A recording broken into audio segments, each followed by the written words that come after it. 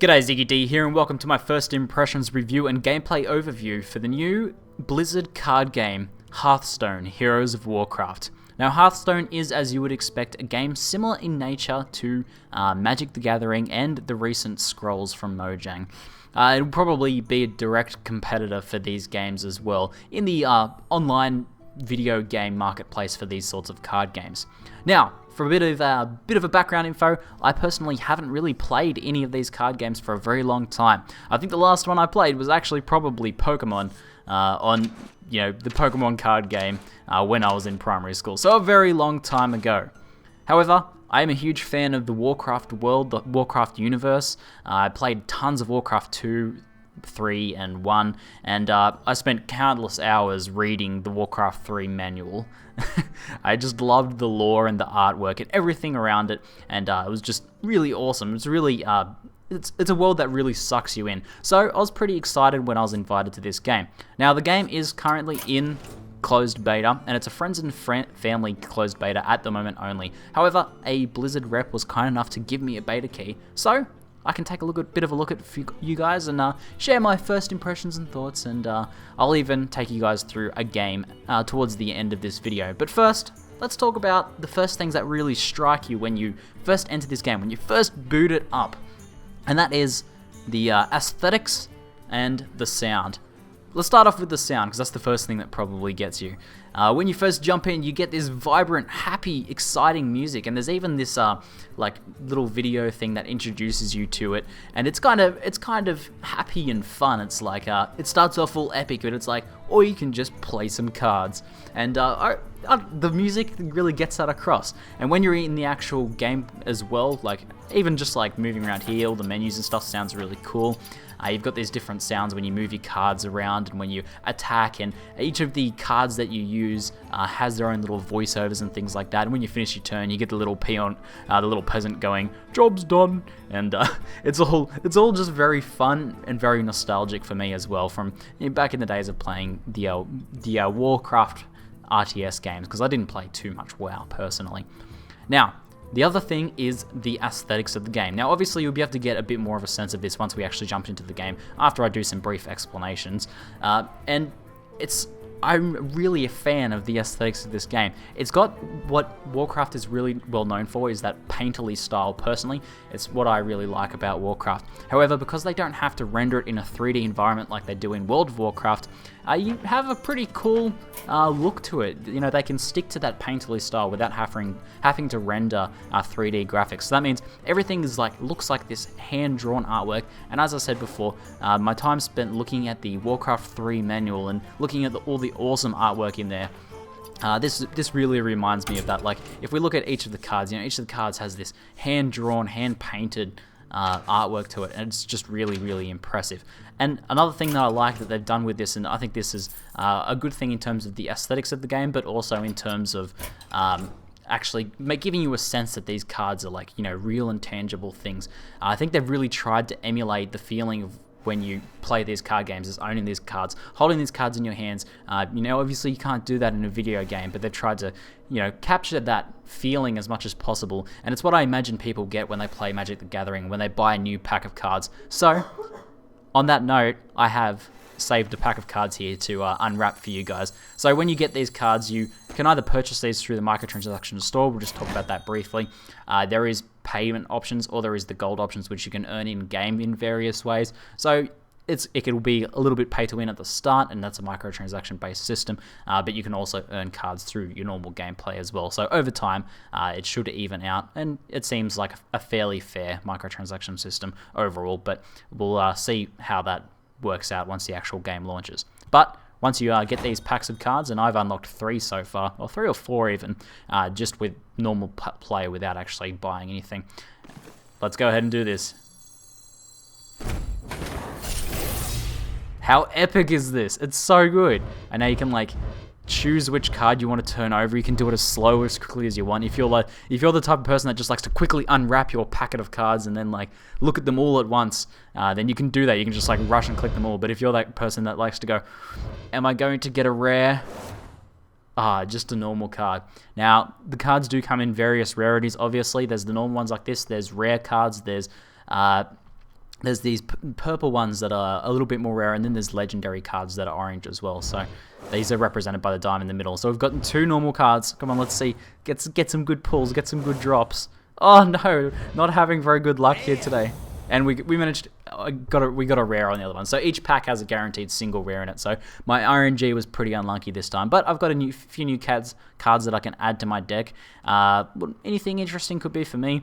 This Battle Cry taunt one could be handy. I've been needing some more taunt mobs that can taunt. So, you know, you get that real sense of those cards, and it's kind of exciting. And I've unwrapped a few, and I got like 2 or 3 rares in one of the packs I unlocked before, and that was kind of exciting. And I've seen people do some other ones where they've gotten the legendaries, and I'm like, ooh, that looks cool. That looks cool. So once you get these cards, obviously you can go ahead and build your deck. So I've got a custom hunter deck I've been working on at the moment. And whenever I unlock a new card, I try and you know, get these decks in. Obviously, since I haven't played Magic the Gathering, and I don't really have the full experience in the strategy for this. I'm sort of learning this as I go, but I'm starting to develop a strategy based around trying to get as many beast minions as possible and get the synergies working with those. So basically, in terms of the pure gameplay of it, there are multiple different heroes you can choose from, which we can actually go into here. If we go into play now, we can actually, so I've got my custom hunter deck here, but you should be able to go back and you can actually select any one of these heroes here, and these obviously all have different play styles. Like some are growth oriented, and you know, the different overarching strategies that you typically see in these card games are covered by these heroes. However, each hero also has a special attack. So I believe if I select this guy, it's not coming up on here, but yeah, there you go. So like, for example, the Shaman has the Totemic Core, which summons a random totem card onto the board, and these are pretty cool. You can use these in different ways. Like, for example, the Hunter, which I've been playing a lot of, has Steady Shoot, which allows you to deal damage to your hero. And of course, the objective is to kill your enemy's hero in whatever way possible. And that might involve getting a lot of minions on the board, or it might involve pumping up your spell power and doing lots of cool spells and stuff like that. But I think that's enough of overall explanation. I'm sure you guys are keen to see some actual gameplay, because the gameplay is pretty awesome. And I've been having a lot of fun with it. Now, we are actually going to play a human opponent, because I'm not going to cop out and play an AI for this video. So anything could happen. This could go terribly. I've had some crushing defeats and some pretty awesome victories as well. I've already put probably a good 3 or 4 hours into this game, and it's been pretty enjoyable.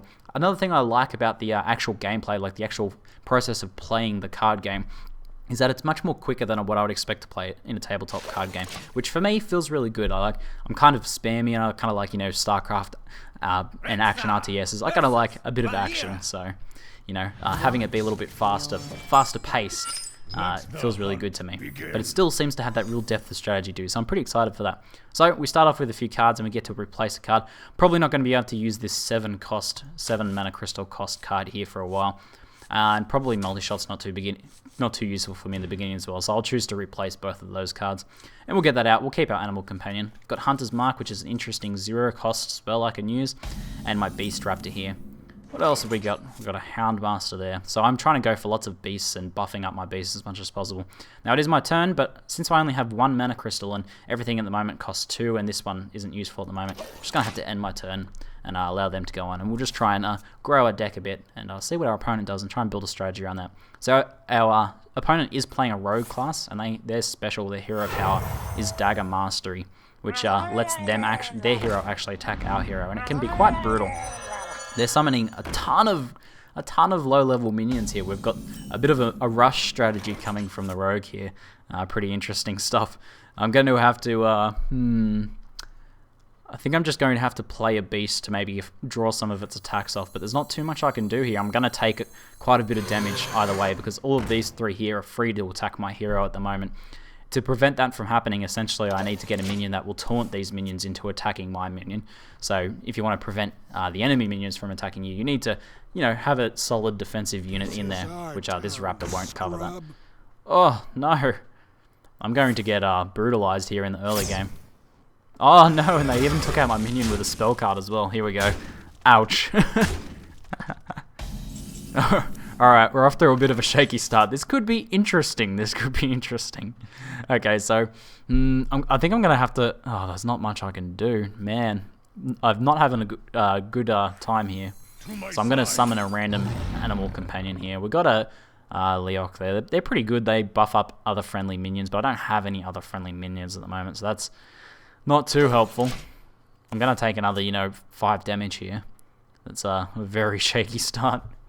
So this game that I chose to show in this particular video could be an embarrassment. But let's see what happens. They're doing their dagger mastery as well, so they can do some more attacks to us. Oh, brutal. I'm getting brutalized. While I'm getting brutalized, I'll just point out the fact you can, like, do stuff. You can click on here and it does you click on the board and you can, like, press these things and do stuff, and it's just cool. Like, when you're bored, you can just, like, you know, smash some pumpkins. I quite like that little feature. It's cute. It's cute. So I'm gonna try and take out one of the my 2 damage opponents here. Yeah, I can't see. I only do 2 damage. He's got 3 lives, so I'm gonna have to go for this one here. And maybe I can charge and take out that Murloc. We'll just need to thin out his minion horde a bit, because we're in pretty rough shape at the moment, really. Now we've got 3. We'll go for a Dragonhawk. Wind Fury, I believe, allows you to attack twice. So I'm getting an extra damage bonus here from there, but I sadly can't use that at the moment. But I'm gonna at least be able to deal some damage myself to the enemy hero with my hero power there. So that refreshes each turn, depending on the hero power. Some work a little bit differently. But yeah, I've already taken 11 damage, which is pretty brutal for this point of the game, only a few turns in. So every turn you accrue an extra mana crystal, and this means as you progress through the game, it sort of it increases exponentially what you can do. You can play more and more cards, and as long as you've been growing your deck sufficiently, you can go ahead and do that. So she's thinned out my pack pretty badly. So there's a very low health but high damage minion here, like a glass cannon minion here, which is pretty dangerous. We want to take out them in this turn if possible, which we can use this spell card to do that. We really don't have many options at the moment. I'm going to have to just use this spell card to take out this minion to at least lower the amount of damage I take. So this enemy here with the shield around them is a taunting minion. If I had another minion that I wanted to attack with now, I would have to attack this taunting minion. I couldn't attack the hero or any other minions. So there's quite a bit of strategy to when you play these guys and to how you take advantage of that taunting. And you can foil enemy plans based on things like that. So I have no other option at the moment but just to deal some damage. It's going to take a bit of a miracle to sort of even this game out. I'm playing from a pretty severe deficit at the moment. I'm pretty sure I'll bring you guys some footage of some games where I actually do a little bit better than this. But this is part of the learning process. I've only been playing for a few hours, and although I've had some good wins, I've also had some pretty devastating losses, and this might fall into the latter category. Okay, we've got. Alright, we've got some okay beast cards here. Like, we've got some nice buffing cards. We've got these are 3 buffing cards, essentially. If I had some other beast minions going at the moment, we would be in good shape, but we're just not at the moment. So I'm going to just have to play this guy. And once he's down on the board, he gives my other minions charge. So essentially, I can take this guy now. And, oh man, I'm going to have to just sacrifice some guys. I don't have enough mana crystals to do anything anyway, so I'm just going to have to... Oh, I didn't use my charge. No. I forgot he could attack as well. Noobing it up. So charge cards can essentially attack on the same turn that you play them. Everything else suffers from summoning sickness and can't be played in that same turn. They'll never know what hit them. Oh, even more damage. Sale's an assassin character. Can deal damage directly to the hero. I think they can also avoid taunts as well. Oh, getting brutalized. Let's just see if I can go out with a bang at least. So we've got destroys an enemy minion with 2 or less attack. We'll at least play that one to get rid of one of their guys. Oh, this is horrid. Okay, if we play this dire wolf now, we can use the +1. Oh, that's only from adjacent. Oh no, why didn't I put him? I should have put him in between so they could both get it. I forgot it was only to adjacent. That's unfortunate. So I'm going to try and take out this taunting minion here. I will try and take out this taunting minion here. And I have one last attack, which I am going to die on my next turn. There's no way around it. Oh no, what a terrible game for this video. I love it. Well, I've learned some interesting lessons this game. I don't know what those lessons were, but I'm sure I'll discover those lessons soon. Let's see, what are they? Yeah. Okay. Look, we're already dead. You don't need to do all this. This character can just attack us and we'll die. GG. So the brutal explosion of death is pretty... Now one thing I've noticed is you can't actually... I haven't figured it out if there is a possible way to chat to opponents that you're randomly matched up against. Maybe they've taken a note from StarCraft 2 and they don't want people like BMing each other and feeling brutalized by that. So something else you also noticed there, two things actually, was one that my hero gained some XP. As you gain a certain amount of XP, you gain extra cards to throw into your deck, sort of specific cards to that hero, which is pretty cool. And I also got some progress towards my achievement as well. So I've got a quest log here, for example. This one is to deal 100 damage to enemy heroes, and once I do, I'll earn 40 gold. And each 100 gold essentially buys another pack of cards, so that's pretty good. Although I think this is a beta, and this 100 gold seems to be bugged out at the moment because I can't spend it. So a little bit buggy. So practice mode, obviously, you use when you first start, you use it to unlock all of the heroes. Actually, you have to unlock every hero before you can start participating in the arena mode, for example.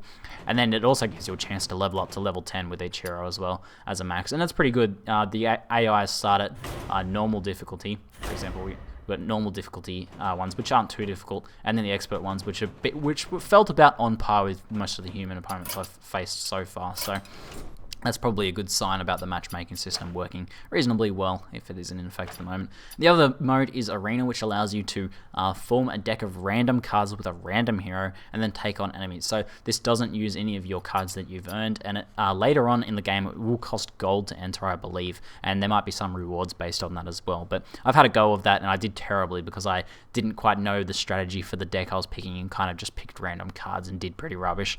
So for example, if I jump in here, I was playing with a rogue myself, and yeah, I just kind of got some cards, and my deck didn't feel very cohesive, or I didn't know how to use it, so it was a bit of a rough game, and I got destroyed in that one. But I've been having a ton of fun with it, and I think I'll probably bring you guys some more content on this game, hopefully if I get better. It sort of reminds me of that feeling I get from StarCraft 2, where I want to keep learning, I want to keep facing more and more opponents. It's a 1v1 situation, which I really like, and yeah, I've got that drive to do it, and maybe I'm getting that little bit of collector's itch as well. Unwrapping those cards has been pretty exciting. Anyway, hopefully this has covered everything you kind of wanted to know about the game in the lead up to its launch, and hopefully you guys can get a beta key and try it out yourselves pretty soon. Anyway, I'm ZiggyD, and thanks for watching.